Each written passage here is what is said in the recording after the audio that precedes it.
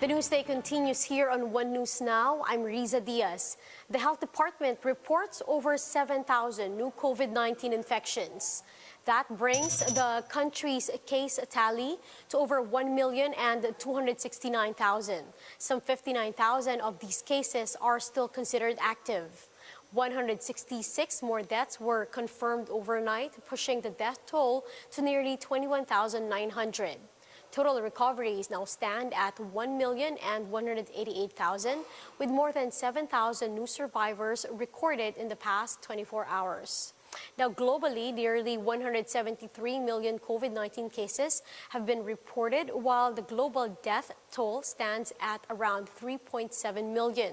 That's according to Johns Hopkins University. The city of Manila continues to build its COVID-19 field hospital in Rizal Park before its target deadline. Some rooms are in its near completion as the walls were already painted and the beds were installed. Manila Mayor Isko Moreno previously said that the 154 million peso facility will augment the city's hospital capacity. The field hospital will accommodate mild and moderate patients. Manila LGU aims to finish the construction of the 336-bed COVID field hospital before the end of June. And we'll be back with more stories after the break. Keep it here on One News.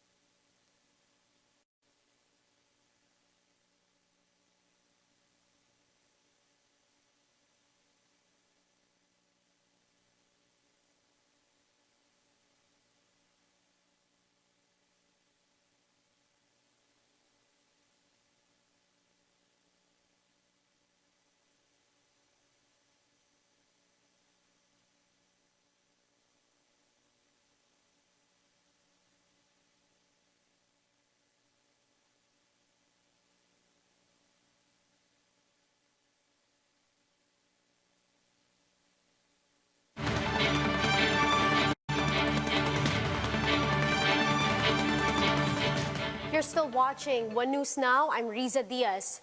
The Isambayan Coalition welcomes Vice President Leni Robredo's openness to run as its presidential candidate in the 2022 elections.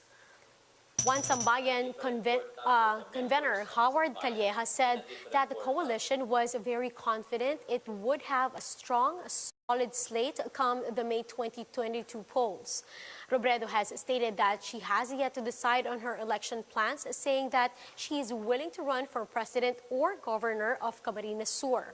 Calleja said the coalition would first look into possible candidates' track records and stands on various issues before crafting its final slate. Now, some senators slammed the Bureau of Internal Revenue's tax rate hike on private schools amid the pandemic.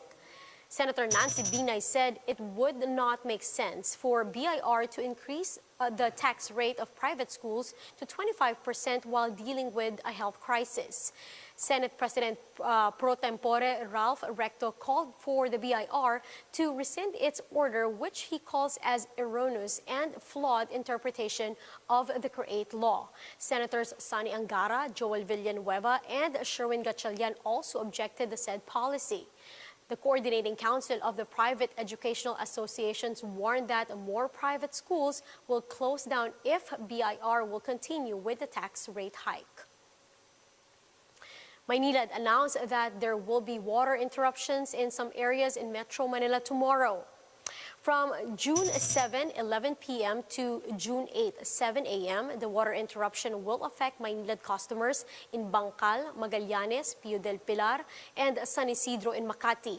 In Parañaque City, it will be experienced in the barangays of Don Bosco, Marcelo, Green Village, Merville, Moonwalk, San Antonio, San Isidro, San Martin de Porres, and Sun Valley.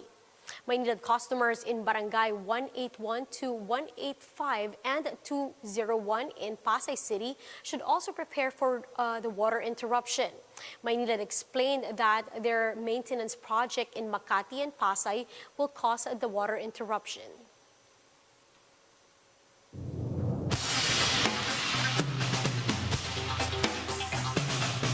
Now in world news network Al Jazeera said one of its reporters had been assaulted and arrested by Israeli police while covering a protest in East Jerusalem neighborhood Sheikh Jarrah. A police spokesperson said Givara Burderi had assaulted officers and had refused to identify herself. Footage posted online showed Burderi wearing a press vest being pulled and pushed while led away by 3 or 4 officers. Burderi has since been released from the police custody.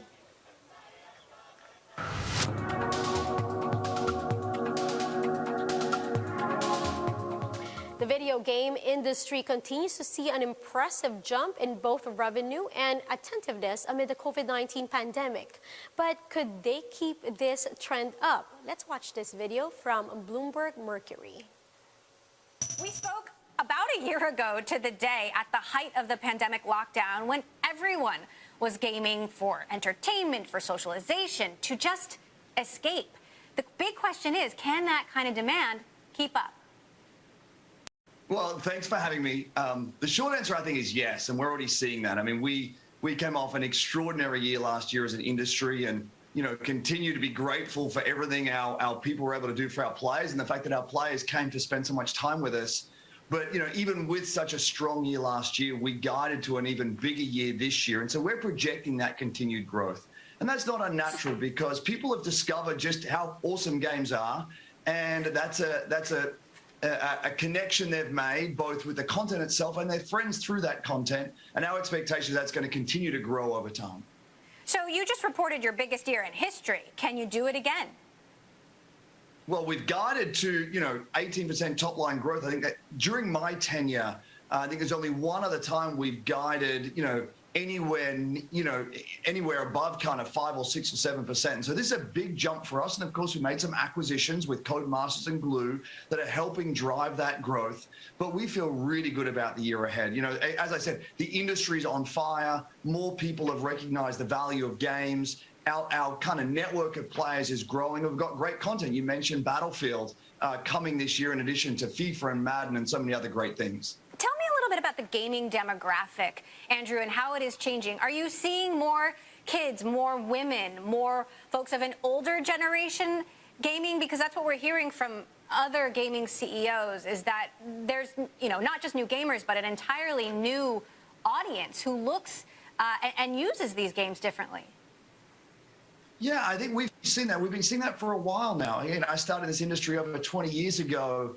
And really, video games were for teenage boys. And now we see it from 6 to 60 and beyond. And what we see is that at least half, and in many cases, more than 50% of the population are women.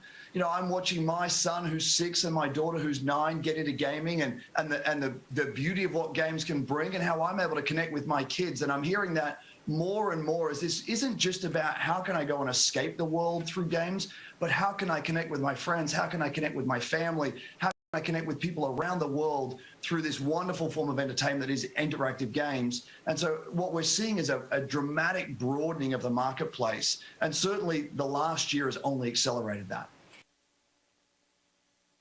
And for more updates, visit News 5, The Philippine Star, and Business World Online. Visit our website, onenews.ph, for more in-depth analysis. You can also catch One News on Signal Play app.